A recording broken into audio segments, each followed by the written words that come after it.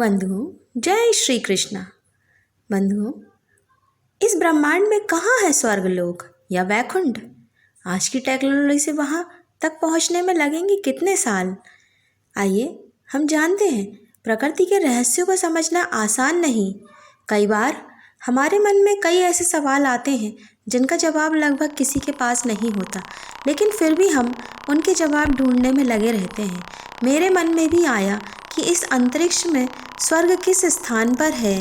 हम कोई भी धार्मिक टीवी शो देखते हैं या धर्म से जुड़ी कोई भी बात पढ़ते हैं तो उन सभी से यही पता चलता है कि इस ब्रह्मांड में कहीं स्वर्गलोक मौजूद है, जहां इंसान मृत्यु के बाद ही जा सकता है।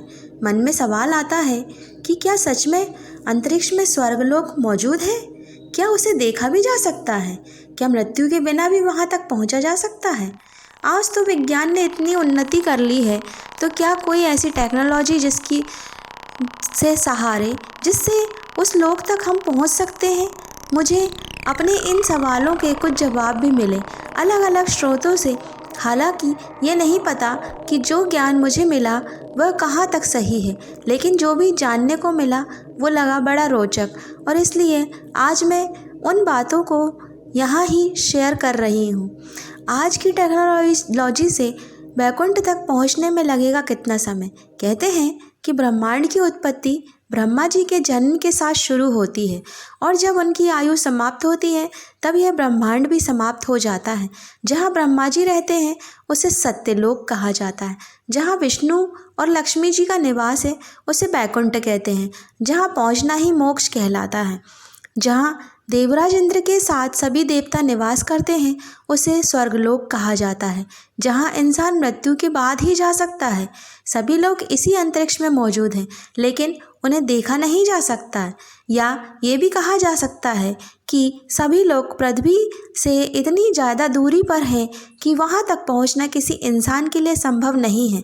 ये सभी लोग अलग अलग आयामों पर भी आधारित हैं।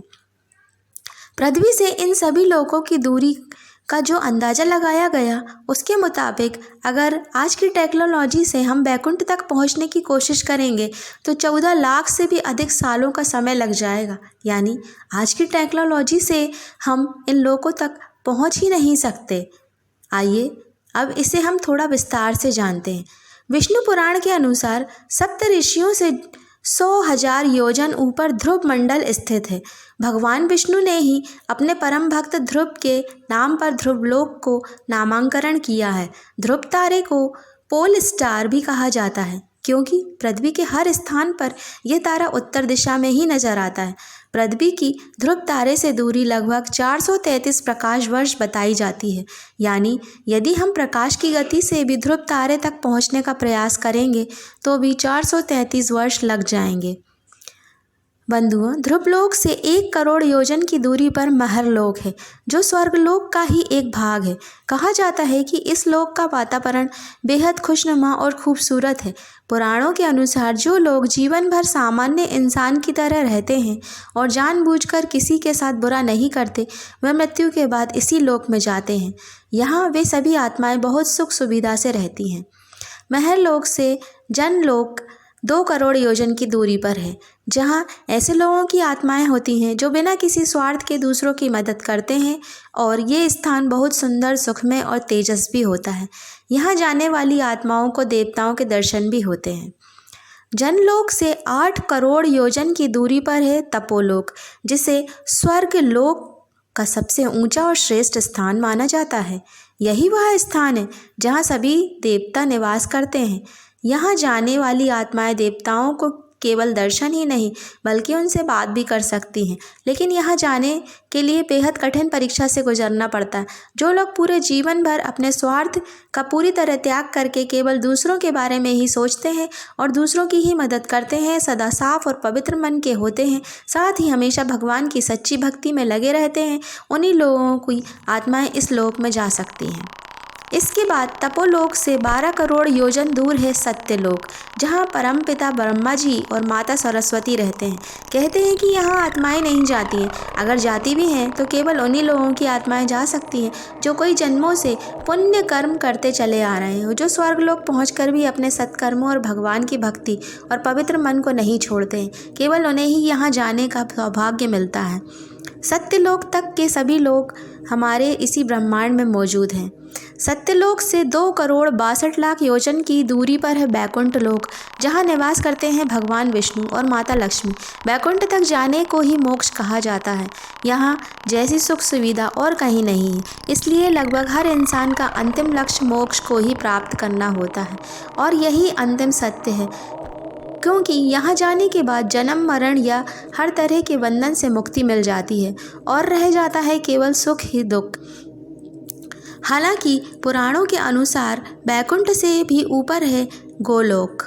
बैकुंठ से 50 करोड़ योजन की दूरी पर है, जहाँ भगवान श्री कृष्ण और राधा जी निवास करते हैं, जो कि भगवान विष्णु और माता लक्ष्मी जी के ही स्वरूप हैं। अब अगर सभी दूरियों को मिला लिया जाए और 1 योजन बराबर 12 किलोमीटर, यानी 1 योजन में कितने किलोमीटर होते हैं, इस पर अलग अलग भारतीय खगोलविद की अलग अलग राय है। तो पृथ्वी से बैकुंठ तक की दूरी लगभग 4 पदम 10 नील 40 खरब किलोमीटर से भी बहुत ज़्यादा है दोस्तों। फिलहाल आज हम अंतरिक्ष में 39,000 किलोमीटर प्रति घंटे की रफ्तार से सफ़र कर सकते हैं। अगर हम इससे कई गुना ज़्यादा स्पीड से भी बैकुंठ तक की यात्रा कर निकलेंगे तो भी हमें 14 लाख से भी अधिक सालों का समय लग जाएगा। यानी आज की टेक्नोलॉजी के हिसाब से तो हम बैकुंठ तक पहुंच ही नहीं सकते, और आगे भी कोई ऐसी टेक्नोलॉजी विकसित नहीं की जा सकती। लेकिन हम सब आज तक ये सुनते आए हैं कि नारद जी नारायण नारायण का जाप करते हुए सभी लोगों की यात्रा करते रहते हैं। वहीं गुरु वशिष्ठ, विश्वामित्र आदि जैसे महान ऋषि भी शरीर कई बार पृथ्वी से स्वर्गलोक तक की यात्रा करते थे और वहां होने वाली सभाओं में हिस्सा लेते थे। जैसे राजा हरिश्चंद्र की परीक्षा लेने का विचार पृथ्वी लोक से वशिष्ठ और विश्वामित्र आदि को बुलाकर स्वर्गलोक से ही बनाया गया था।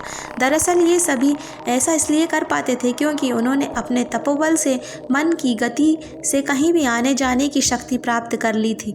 इसलिए वे कुछ मिनटों या घंटों में ही पृथ्वी से इन लोकों तक की यात्रा कर लेते थे। यानी भौतिकता या टेक्नोलॉजी के सहारे तो कभी नहीं, लेकिन धर्म, आध्यात्म, भक्ति, योग, तप और पुण्य कर्म के रास्ते तो वहां तक क्षण भर में ही पहुंचा जा सकता है।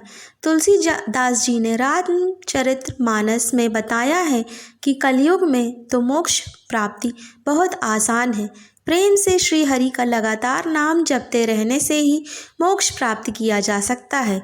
तो बंधुओं, बोलिए मेरे साथ, जय श्री हरि, जय श्री हरि, जय श्री हरि। बंधुओं, यदि आपको ये वीडियो पसंद आया हो तो प्लीज़ लाइक कर दीजिए, चैनल पर नए हो तो सब्सक्राइब कर दीजिए। बने रहिए ऐसे ही अच्छे वीडियो देखने के लिए मेरे साथ।